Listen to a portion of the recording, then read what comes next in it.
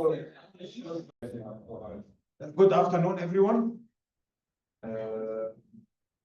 Well, I'm very happy and extremely honored to finally greet Dr. Roberto Roccu here in person because we have worked together so many times. Our correspondence goes back to, I think, 2011 or 2012 or something, like a long time ago. Before some of you were even born or something. And yes, so finally we have you in Cairo, which is of course like something interesting because like Dr. Roccu had his specialization not only in political economy of the Middle East, but with a focus on Egypt. But he was just like telling me that this is the first time for him to tackle Egypt in like 11 years. Yet he is still quite active, by the way, when it comes to writing about Egypt.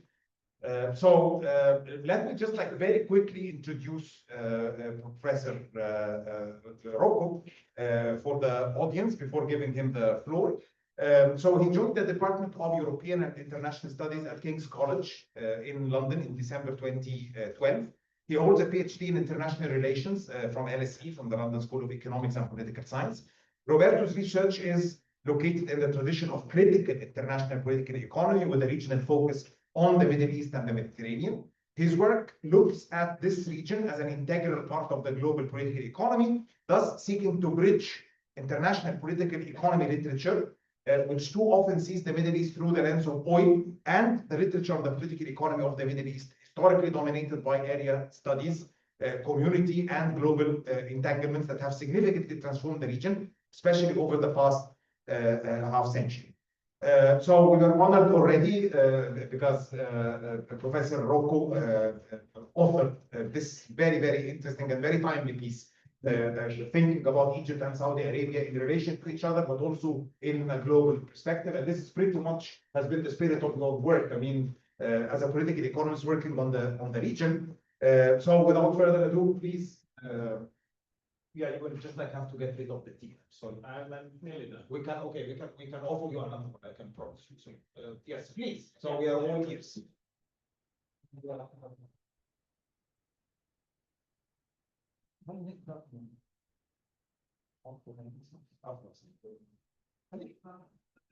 Which one is it?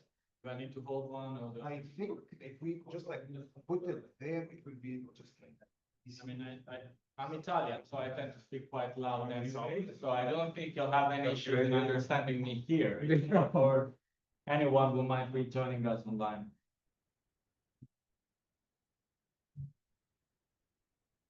Silent mode. Okay. Well, thank you, Amr, for inviting me to contribute to the Pathway projects to begin with, and also for all the very stimulating intellectual exchanges we've had for now longer than a decade, as you mentioned. But I would like also to thank everyone in the team for the work. Inji, for your insightful comments on the working paper, but also for bearing with my delays in terms of writing the first draft and then submitting the revisions. Abdel-Latif, Nadine, and of course Mela for the help logistically and your tireless work in making this event happen, and the whole Pathways research team. Now, it is a pleasure to be back in Cairo after a decade, and even more to be here at AUC, where in 2010, when I first came to this country, I spent a lot of days holding the library and talking to anyone who would want to speak to what was, quite frankly, a pretty clueless PhD student, trying to make sense of Egypt's role and position in the global political economy. Now, this paper tries to develop a comparative relational analysis of Egypt and Saudi Arabia's integration in the global economy since the 1970s. And it does so by engaging particularly with different strands of literature on the so-called New International Division of Labor. Now, this was a literature that I've been reading for a while, but the working paper, in fact, gave me the time and space to think my way through it, and I'm really, really thankful for that. Now, what does the paper try to do? It looks at the reconfiguration of hierarchies on the regional scale in the Middle East by focusing on a central question: how have oil proceeds mediated integration in the new international division of labor, but also policy pathways towards neoliberal restructuring, not only in oil exporting countries, which is where you would expect oil proceeds to make a difference, but also in countries that are primarily oil importers in the region. And I address this question, as the title already says, with reference to Egypt and Saudi Arabia.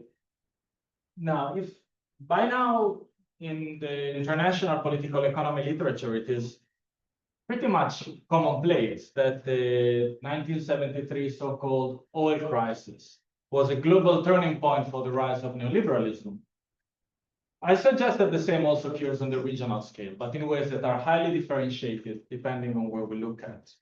And this is primarily because the surge in oil prices and the expanded circulation of petrodollars have fundamentally reconfigured hierarchies in the Middle East, empowering oil exporters like Saudi Arabia, while deepening dependencies in oil importing states like Egypt. Now, to preview the key argument of the paper, I argue that oil revenues have mediated different pathways of neoliberal restructuring, what geography literature primarily calls rollback neoliberalism in Egypt and rollout neoliberalism in the context of Saudi Arabia. And that these different pathways to neoliberalism also underpin a more hierarchical regional order. Now, how do I get to this argument?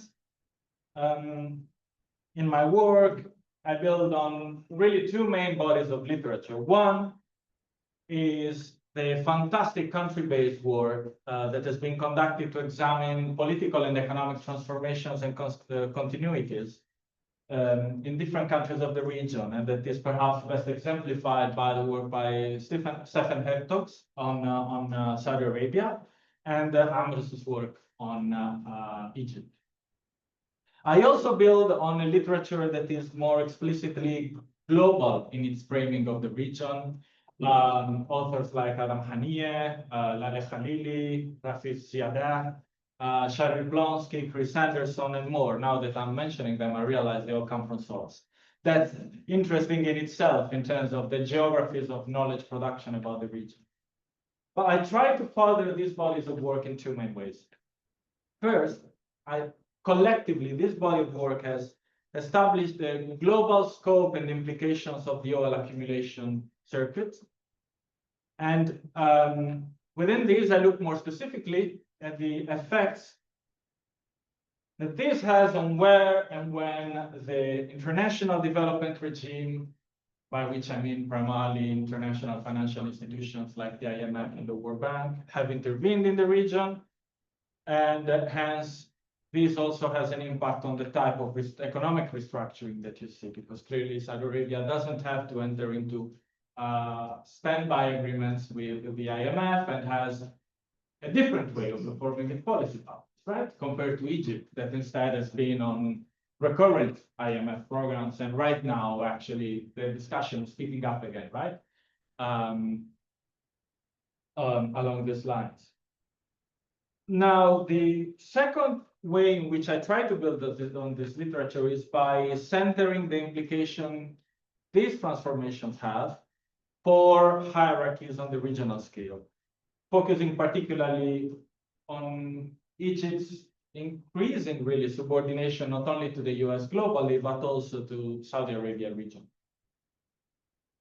Now, in order to do this, I build on three main bodies of literature that all talk, but in slightly different ways, about the new international division of labor.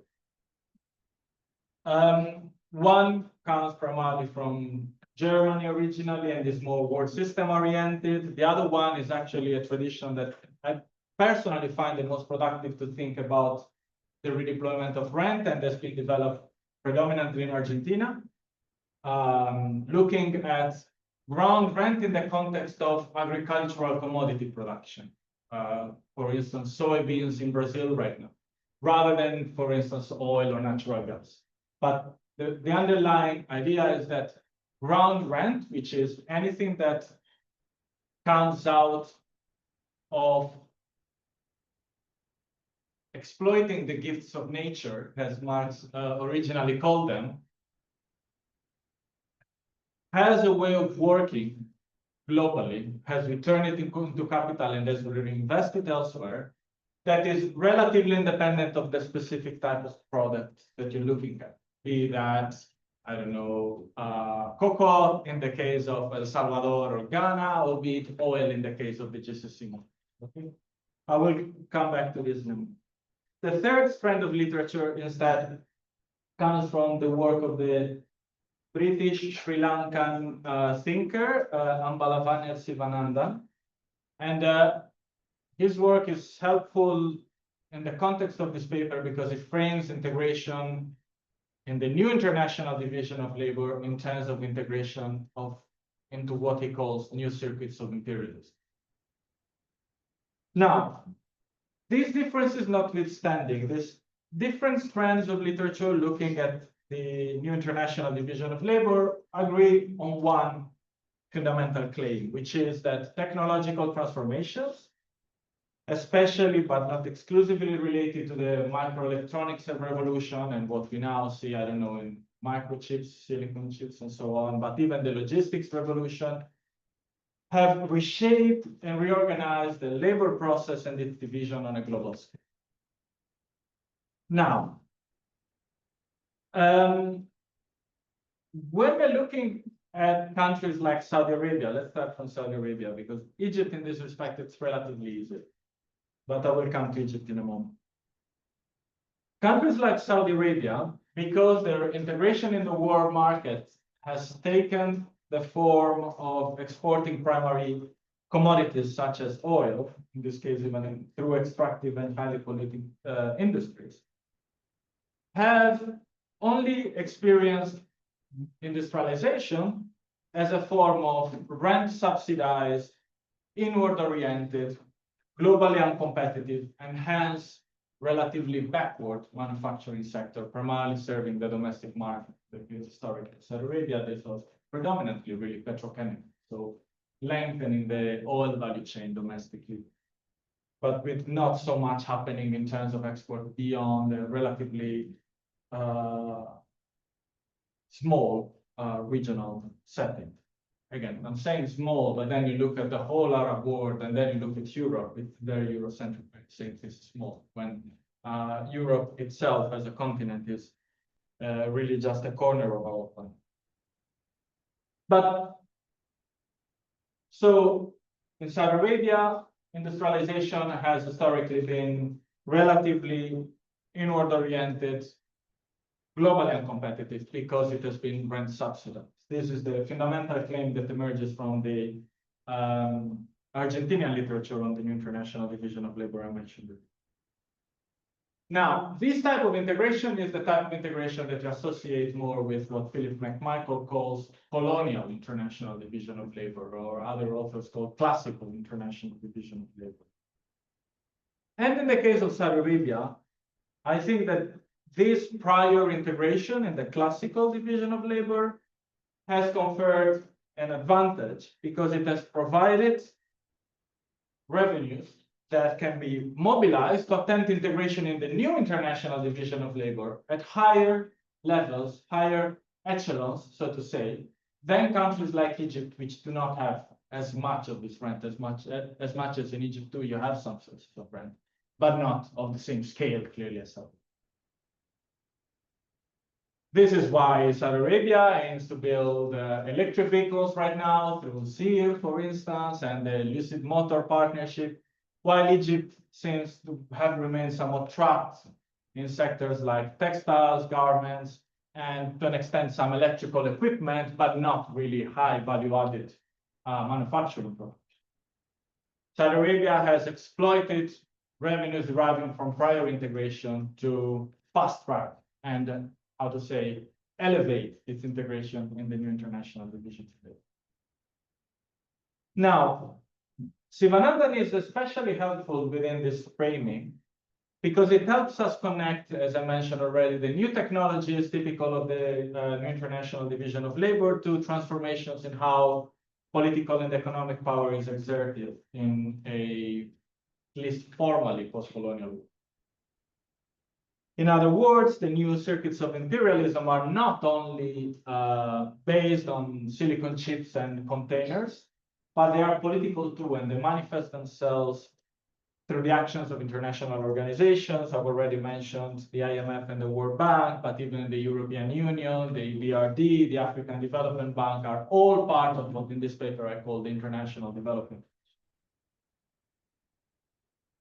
So these institutions are central to enabling economic transformation in a way that seeks to reaffirm established political economic hierarchies, promoting economic restructuring in a very specific way, what we come to call neoliberalism. And essentially in promoting what Paul Kamak at the University of Manchester has called a policy software for the world market, these institutions have had a significant role in changing the economic policy regime of countries that have entered in agreements. Now, what is interesting is that Sivanandan's work explicitly excludes from its purview what he called the oil exporting new developing countries. So in this respect, by looking at Saudi Arabia and Egypt, I'm also to an extent extending Sivanandan's framework in this paper. But then, what is the more specific role that oil has in this framework? So after Bretton Woods, petrodollars have been central to sustaining and entrenching dollar hegemony. This is well established by now. Petrodollars both provide a buffer against external imposed structural adjustment, but they can also mobilize, as we will see in a moment with reference to Saudi Arabia, to acquire cutting-edge technologies and enter the new international division of labor in more advanced segments than countries like Egypt. Petrodollars are also, of course, mobilizing bilateral relations. And in the case of Saudi-Egypt relations, there's three main channels through which this occurs, as aid and loan packages in interstate relations, as private investments by Saudi, but also other GCC business conglomerates. Look around you at all the malls here in New Cairo. If you know about the ownership structure, you know what I'm talking about. But also remittances of the large number of, I think right now it's estimated to be over 3 million Egyptian workers throughout the GCC, and estimates say that about half of them are in Saudi Arabia only. So it's a very, very significant, even source of leverage that the government of Saudi Arabia can even use in trying to get the Egyptian government to do things that perhaps it may not necessarily want to. So through these different channels, I suggest that Saudi Arabia has been able to shape not only its own integration in the new international division of labor, but also the integration of its neighbors. It's not only about IMF-Egypt relations only. It's also about the role that regional actors have in this process. And this, again, has three main forms. First, oil proceeds enable Saudi Arabia's full participation in the international activities of the, or in the regional activities of the international development regime. Saudi Arabia now has its own permanent IMF executive director, right? And it has that since the mid-1970s. I mean, the timeline is quite telling in itself. So as a consequence, it has become an agent as well as a beneficiary of neoliberal restructuring in countries like Egypt. This, however, does not mean that Saudi Arabia has been immune from neoliberal restructuring. So the second element here is that oil proceeds have a significant impact on the specific form neoliberal restructuring takes in Egypt and Saudi Arabia. With rollback neoliberalism in the case of Egypt, so the more traditional retrenchment of the state, particularly in terms of forms of social spending, but also privatization, well, fewer public sector jobs, and so on and so forth. While in Saudi Arabia, what we see is a more state-promoted and state-directed rollout in neoliberalism, which is about promoting market discipline, increasing the participation of the private sector in the economy, and so on and so forth, but without the forms of state spending retrenchment that you see, or not to the same extent that you see in countries. And the third form is that these two processes have a compounded effect on the developmental trajectory. So I use an expression that Sivanandan used when characterizing the case of Egypt, and I wouldn't have thought how appropriate it is until I started driving towards here. It calls this idea of disorganic development. You have some measure of economic growth, but clearly this is quite disarticulated from the needs of the society in which the development is occurring.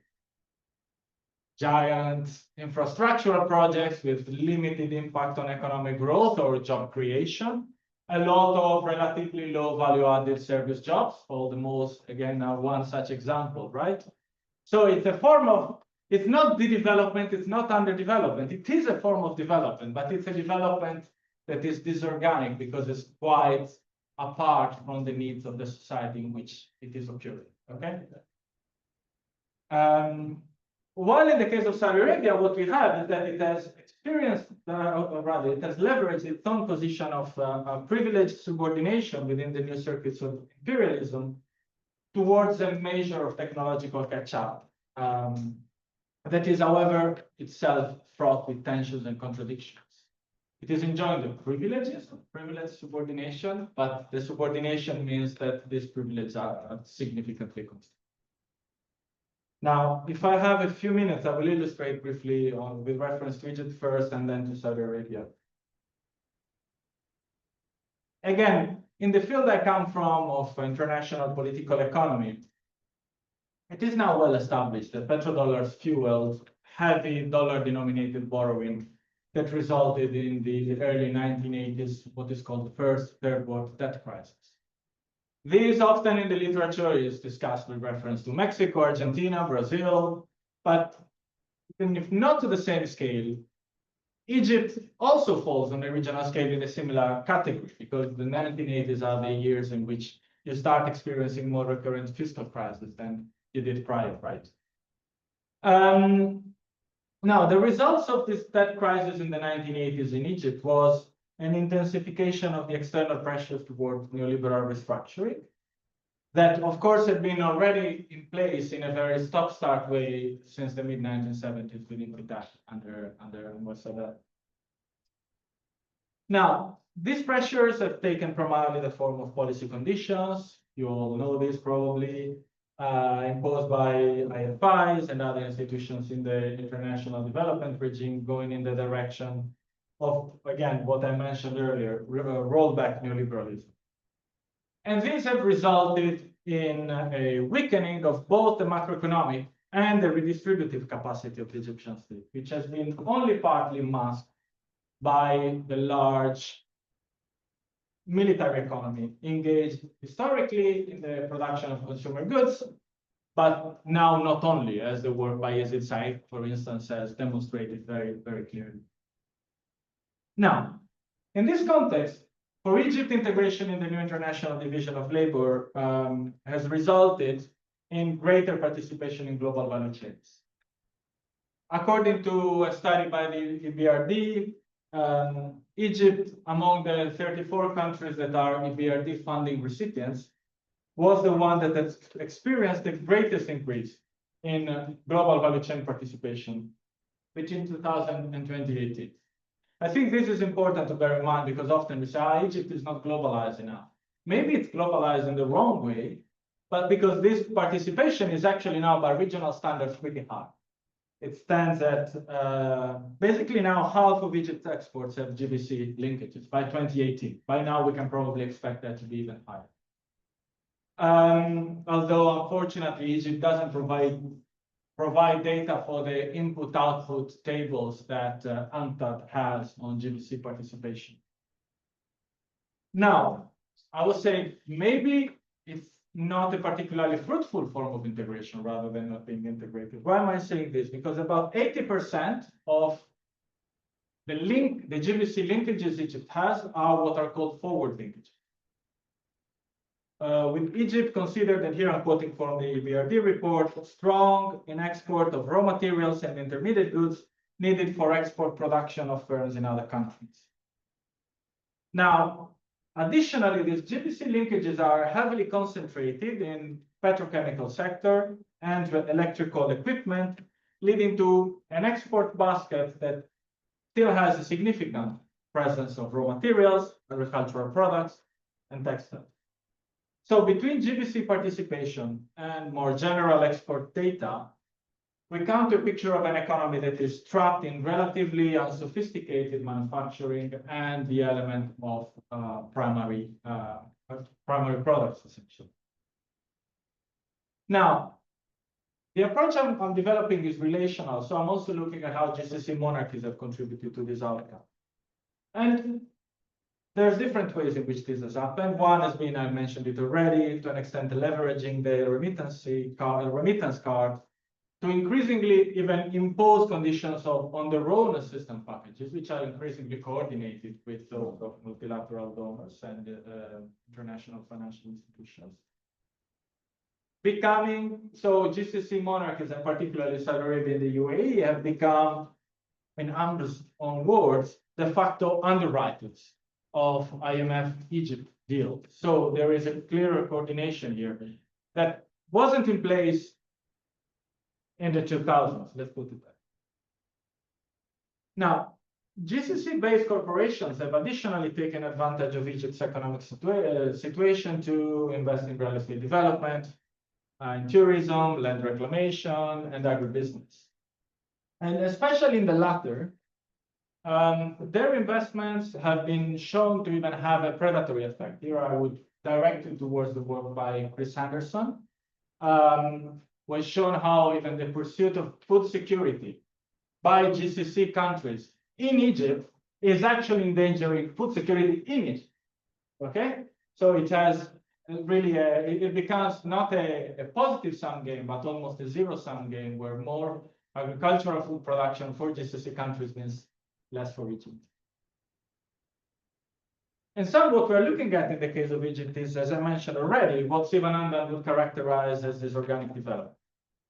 Developmental benefits at the popular level are limited even during the positive conjunctures, and one of the consequences is that stronger coercive forces are needed in order to manage the level of discontent. And as a result, the combination of structural economic transformation, neoliberal policies, and these all-powered regional hierarchies make, in the case of a country like Egypt, even what Cardozo, traditional dependency theory, called associated dependent development, harder to achieve than it was, say, for Brazil in the 1980s or 1970s when Cardozo was writing. Moving on to Saudi Arabia. As I mentioned already, a key element to understand why and how Saudi Arabia seeks to integrate in the international division of labor is this concept of ground rent, which I find very interesting. Why? Because it's actually a category in classical political economy, not even Marx, but Ricardo. Marx is actually building on Ricardo, wrote extensively on.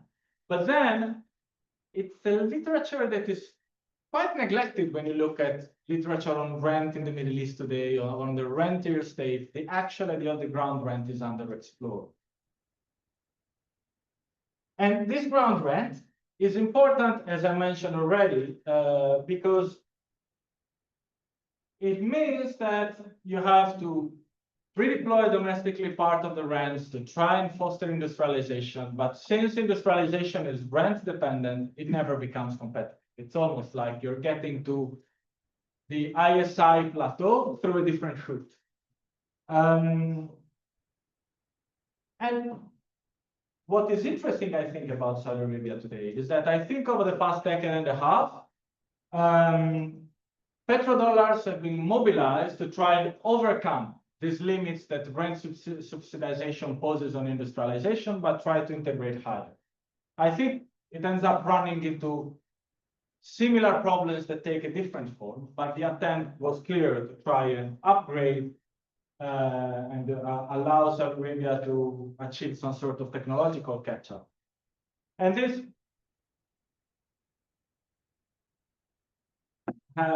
comes as a result of global, regional, and domestic dynamics.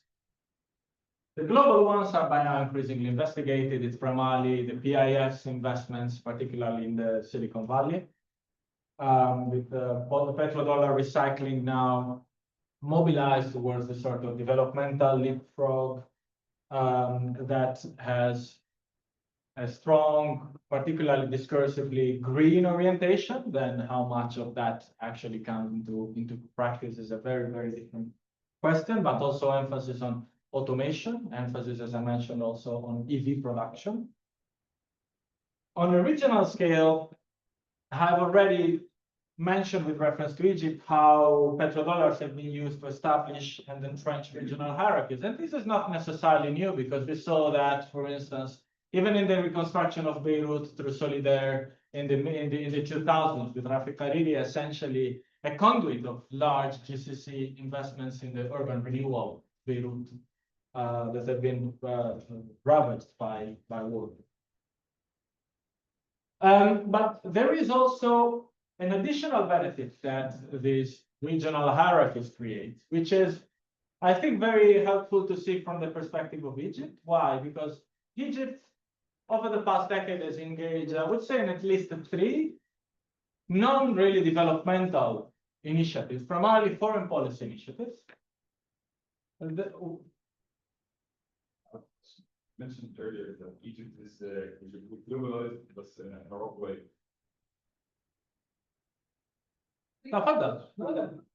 I don't mind. Do you want me to go ahead and you ask it later? I really don't mind. Well, you decide. Please, I mean, I'm sorry, I was where I think I was very sorry about that. Okay, I'll go ahead. Okay. I'll remember to start from you in the Q&A. I mean, I'm nearly done.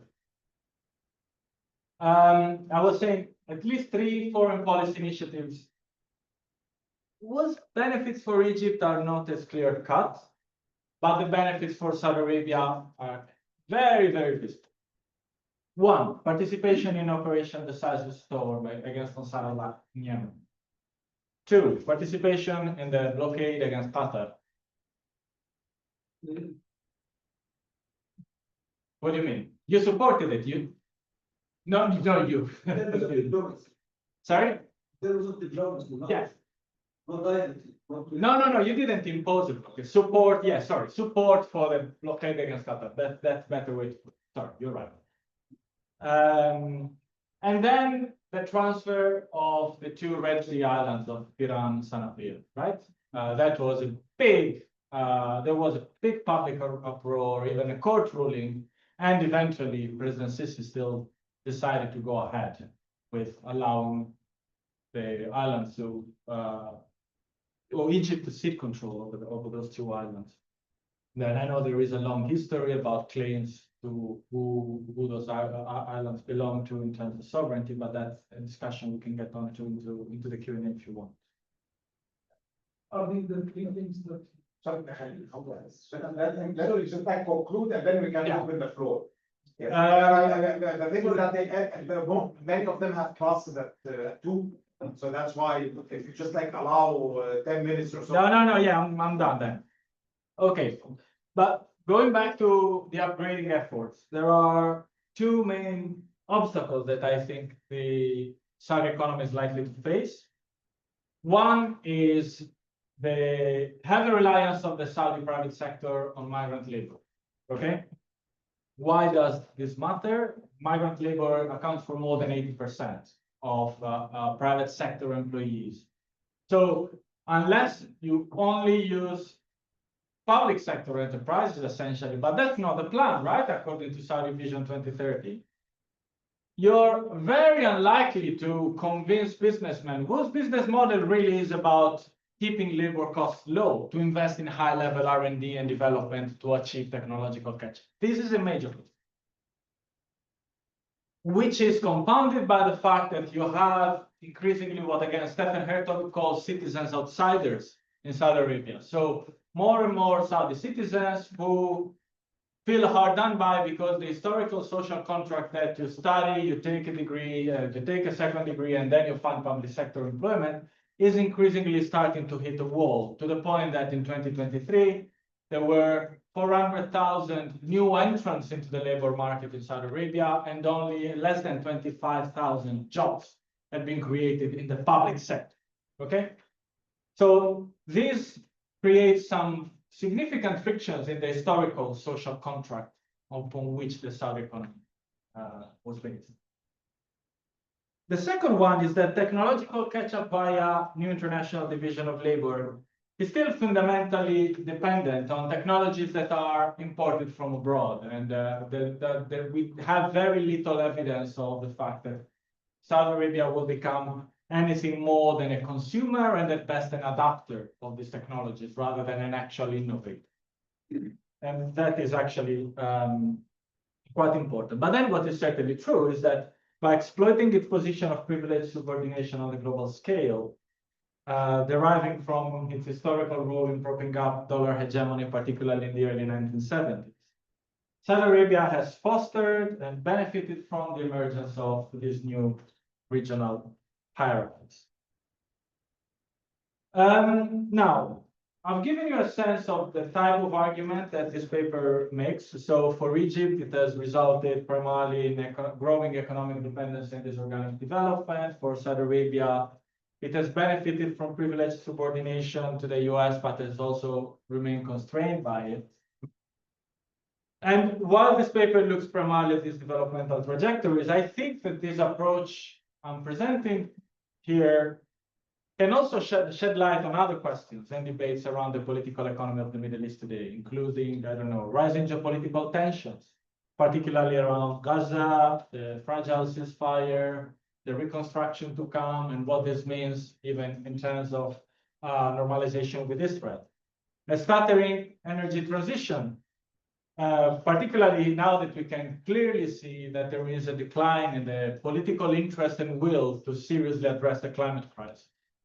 But I think this approach can also shed light more broadly on the role of workers, and particularly migrant workers, in the current regional and global conjuncture. But I've abused of your patience, so I thank you all for your attention, and I very much look forward to hearing any comments or questions.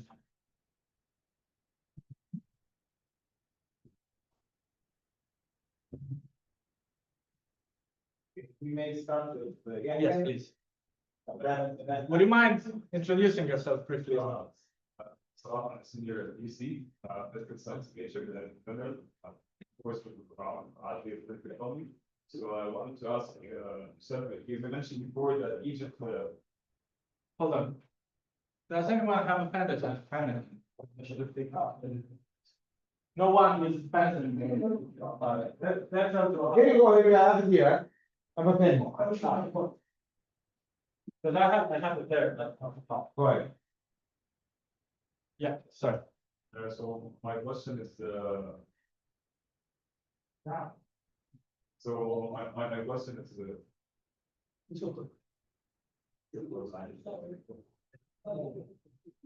so my question was, you said before that Egypt is a globalized in a wrong way. What do you know? Can you clarify more how Egypt globalized in the wrong way? Do you want me to answer one by one, or shall I take 2 or 3 questions and then? I suggest you collect some. Yeah, if you don't have enough time.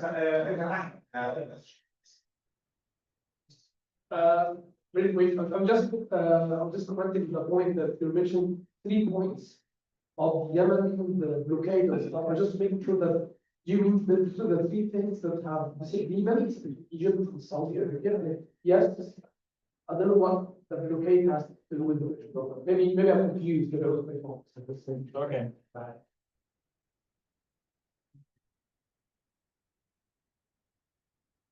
You mentioned Saudi acting as a relative state. It should take its economy from multiple parties. Sorry, can you repeat? My name is Omar, by the way. I'm a MENA researcher at a Washington-based research firm. I'm not within the AOC, but I came to join here because I see you're a leader in KSL and LLC. So that's a consensus of mine. You mentioned like Saudi Arabia as acting as a relative state. Would you say that Saudi is gonna survive its current economy after post-Trump era?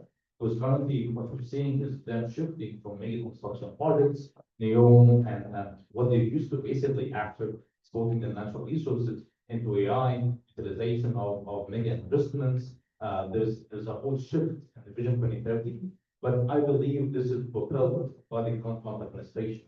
So will it continue after Trump starts facing power or not? And the second thing is you also mentioned Beirut. I'm sorry for the question. Yeah. Currently we're seeing like obviously, but Beirut is having lots of political instabilities. Hezbollah, Israel, therefore, do you believe that Beirut is soon going to generate some kind of investments, or are we still stuck in this economic black hole? Thank you so much.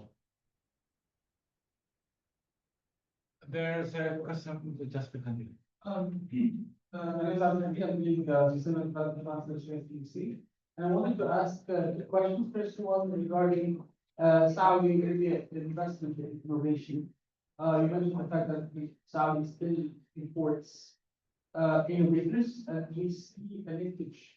For example, with the Egyptian startup scene. We see that a lot of migration of startups from Egypt, especially in Egypt, into Saudi Arabia, and there are many incentive packages. So how do you see still the idea that Egypt is a farm talent for this?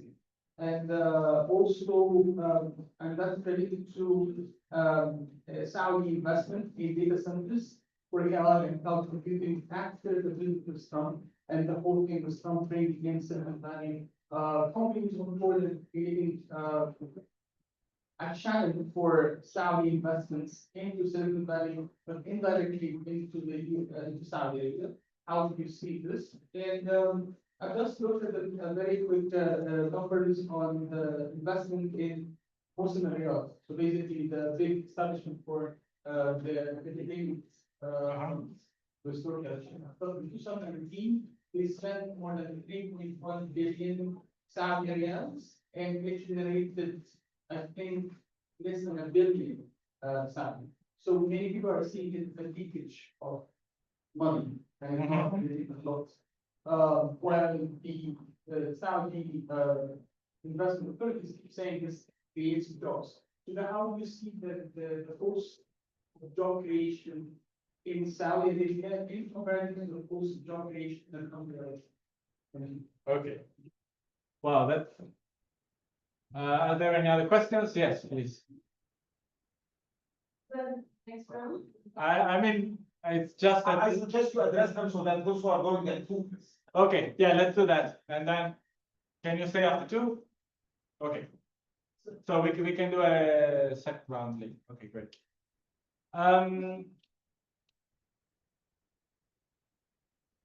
So it's very interesting. More than half of the questions I've collected are actually about Saudi Arabia, and Egypt comes in almost as an ancillary part of the question. The paper I will be presenting on Sunday for the other political economy of the Middle East and North Africa conference is entirely about Saudi Arabia and is entirely about the upgrading strategy. So I'd be it's very early draft, but I'd be happy to share it. I'm also happy to share my thoughts now. So let's start from, so I will probably not take them in the order in which you asked the questions. I'll first take the Saudi Arabia block. The way I see the rentier state in Saudi Arabia right now with this trying to move into automation and AI primarily is that this is where I say there are privileges, but there remains subordination. It remains very subject to the volatility of the US political environment, particularly right now under Trump. But at the same time, there are significant sunk costs that go into these investments that it's moving Trump. I mean, I'm not even sure that Trump will, what happens after, of course, no one knows what happens after 2028. But whatever has been invested now, you will not be able to just say, we cut the line, we cut our losses. There will be planned investments for the medium long term, which will be very, very hard to do. And I think this will mean that the argument you were mentioning earlier about the leakage is likely to persist. And I think the line of defense by the Saudi government, as much as I personally don't like it, is defensible. It is creating jobs that we can't keep expanding the public sector indefinitely. So it will keep creating jobs that hopefully are better remunerated to be attractive for Saudi citizens. So it chimes in with the whole Saudization of the workforce plan. But then that is also still very much a best case scenario. The Egypt as a talent pool for the GCC, absolutely. What worries me is the developmental impact it has on Egypt as such, because these are the smartest minds, many of them I would imagine even educated here, that end up finding for perfectly legitimate reasons, I don't know, better remunerated, more rewarding, even stimulating intellectually in terms of professional advancement and so on, works in GCC countries, and will end up powering to an extent wherever it will end up, this Saudi economic transition. But the implications for the Egyptian economy are likely not to be positive, because then reattracting back this type of workers, we've seen it even with workers that were primarily instead in the engineering industry, more related to the extractive sectors. Usually, I mean, I know this is perhaps more anecdotal evidence, but I'm sure there is also quantitative data on this. A lot of Egyptians are postponing their coming back. At times they would come back to get married, and then after a few years would leave. Now they're staying there and coming back when it's nearly retirement, right? And that means that their most productive phase from the perspective of economic development in Egypt will have been exhausted as. So that's not great for the Egyptian economy. Well, the investment in data centers, absolutely, that's part of their pitch, right, to the Silicon Valley giants. And of course, why? Because differential ground rent means that they can power these data centers at phenomenally low prices by global standards. But it also has environmental implications, right? So I think that will remain part of the pitch, and I expect that to remain even post-Trump, going back to your point. Lebanon and investment haven't been to Beirut in a very long time. What I understand is that there is again a bit of a buzz, particularly in terms of local Lebanese ferment and trying to get particularly the startup scene that was quite vibrant last decade going again. How successful that is likely to be, I can't quite tell right now. But the guy who asked the question, I seem to go to the class.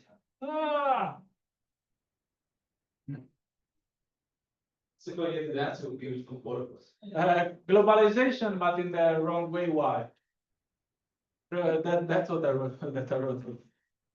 That was the question, right? So Egypt has integrated primarily in ways that have led to forward linkages that build into the production of other countries, and most of the value added happens in those countries. I think I mentioned part of the BRD report that says Egypt is considered strong in exports of raw materials, so not really value added, right? In just drilling them out or mining them otherwise. Intermediate goods needed for export production of firms in other countries. This makes it very hard for the Egyptian economy to upgrade technologically, because it ends up remaining trapped, as I was mentioning earlier. Textiles and garments, those companies have been coming here for the past 20 years, and they're still here. There has been some upgrading in electrical equipment.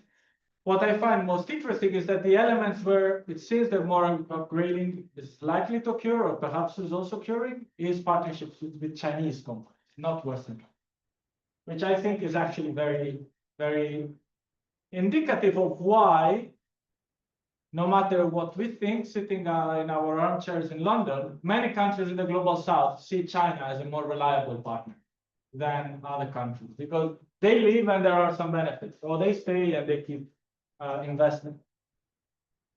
The last one was the 3 issues question. So I didn't want to say that it was a disagreement between the 2 countries. I was actually saying that in the end, Egypt ended up doing what Saudi Arabia wanted it to, or not opposing it. And that this is a consequence of the massive leverage that Saudi Arabia has developed over Egypt over the past 3 decades, partly through remittances, so that is related to oil, partly through bilateral agreements, loans, direct loans even into the central bank, but even loans in kind. And third, investments by GCC, in this case Saudi, conglomerates in the Egyptian economy. So I'm saying that either directly or indirectly, petrodollars matter in getting Egypt to do things that Saudi Arabia wanted it to do, or not to oppose things that Saudi Arabia wanted done, as the case with the Qatar blockade. Because thanks again for allowing me to reframe the way I put the question, because it was more about support for the blockade rather than active participation. Sorry, second round. Again, I'm Italian, which means I talk loud and I talk a lot. So mentioned something very interesting, which is the idea of this project development Egypt and the fact that it tends to be detached from the needs of society. Can you expand more on this and talk about the implications for the durability of such an economic model? It's a bit of a yeah. I will rely directly on Sivanandan. Yeah, thanks. Hi, I'm Thomas. Exchange speaking here. I found this thing about remittances very interesting and pressure by the GCC, and the idea that you propose that there's an issue for Egypt's development because these people come back at the end of their careers when they've reached productive.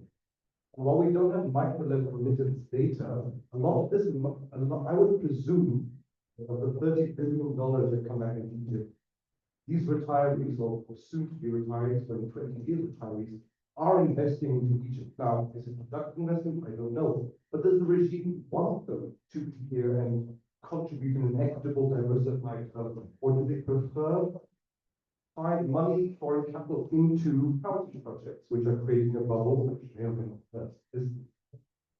Yeah. Thanks a lot.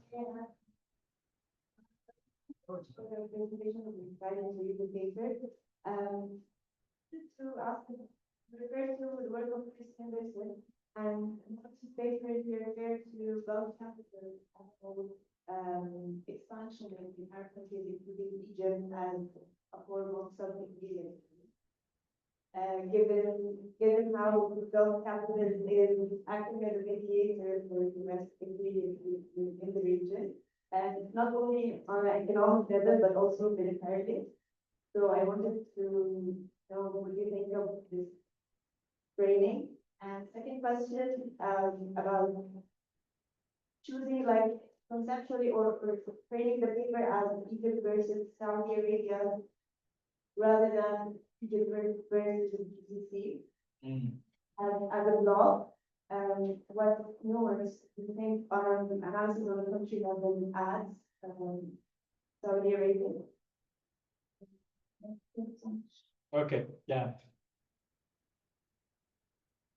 Thanks a lot. Again, fantastic questions. I'll take them in order and I'll try to be brief because I've taken already a lot of your time today.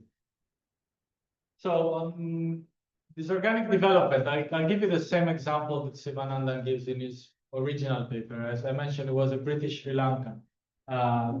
We left Sri Lanka very young as part of the colonization and all of the things that then contributed to Windrush. So Britain as an empire that colonizes, but brings as many qualified workers into Britain as possible to staff its public services and so on.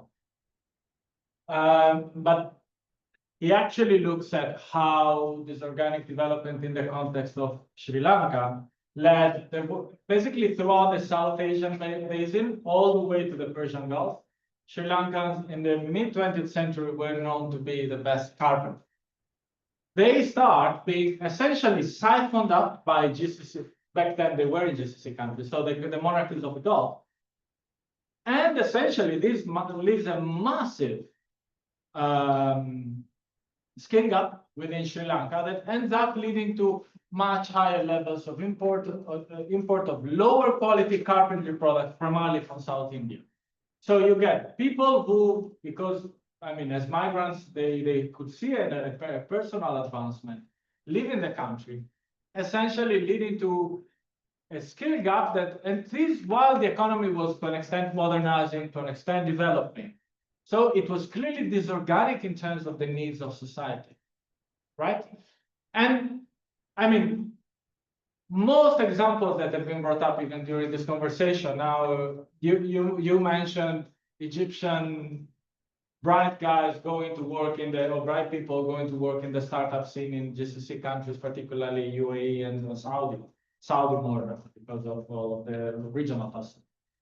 Those are also dynamics that contribute to this organic development. Why? Because, and this goes to your question, Thomas, right?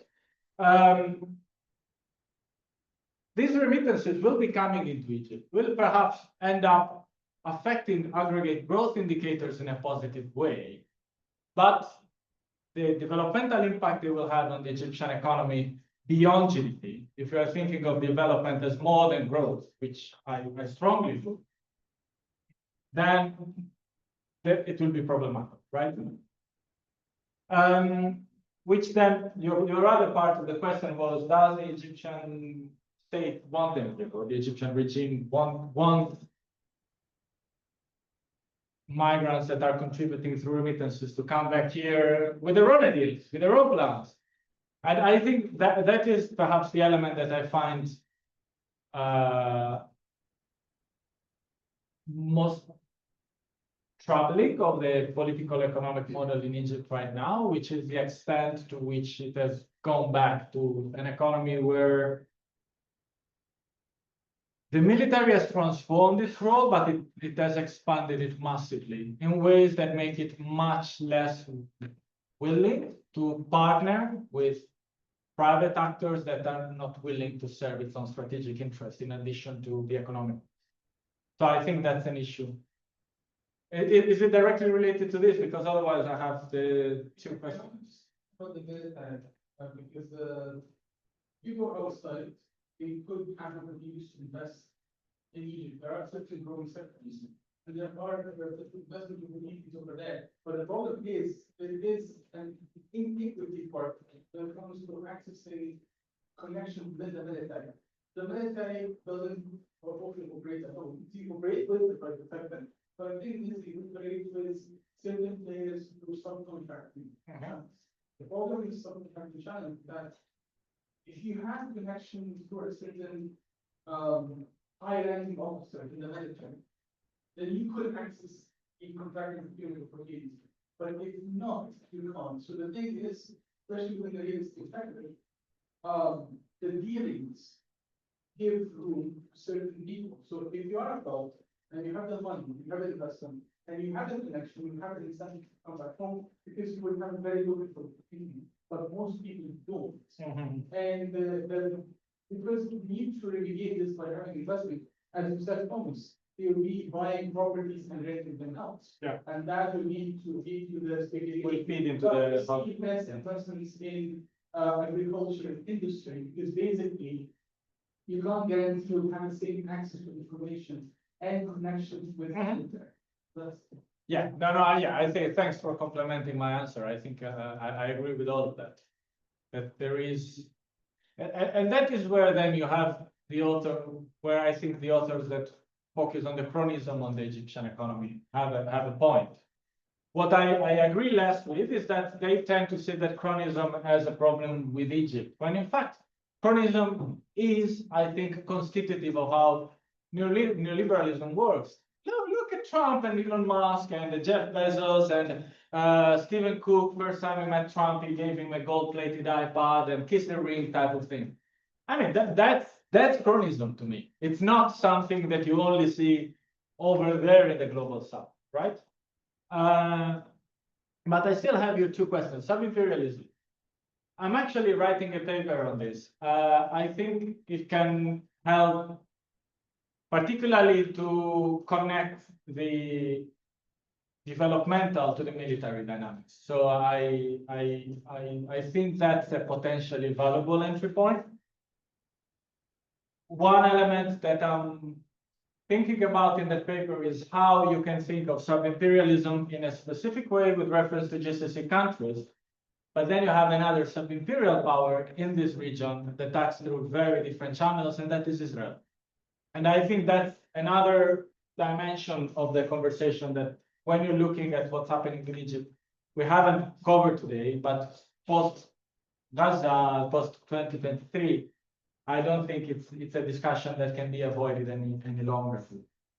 On the other question, why Egypt and Saudi Arabia and not Egypt and the GCC? I think if you're looking at it from the Egypt perspective, I think it makes more sense to look also at other countries, perhaps because, for instance, the UAE has probably invested more than so as sector invested more than Saudi, the Saudis here. But from the perspective of the paper, was more about looking at two countries in the region had integrated, and then at the relationship between the two as part of that. So that's why I thought it made more sense to focus on Saudi Arabia. There is also a short paragraph where I say what looking at Saudi Arabia tells us that might be generalizable, say, to the UAE and other countries in the region, and what instead is distinctive to Saudi Arabia, which I think has particularly to do with the dollar, the role it had in propping up the dollar after the Nixon shot in 1971, that has consolidated its position as first interlocutor for the US in the region, unless there is a mediation effort to do regionally for which Saudi Arabia is considered to be too close to the US to undertake, which is why they go to Qatar, which we've seen that even with reference to the ceasefire in Gaza last month. Does that answer your question? Yeah.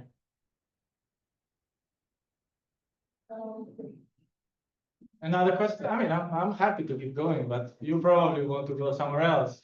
Thank you again for your time. The paper is available on our website. We'd be happy to share links, and it will be published in Arabic soon as well, so available in English and Arabic. Thank you again for being with us and for this very insightful conversation. Thank you everyone who's here. So one final round of applause.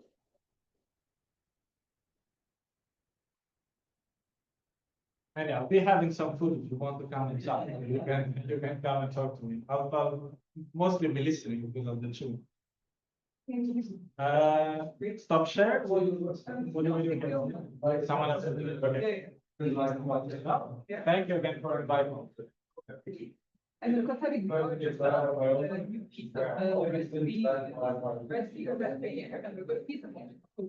okay. But even was it last year? Last year, that was the UAE, right? 35 billion. It's all right, no, it's not because it's a lease. Technically, all in the lease.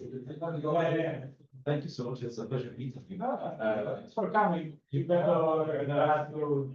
You imagine don't be kind. Oh, yeah. Thank you. Okay. Yes, but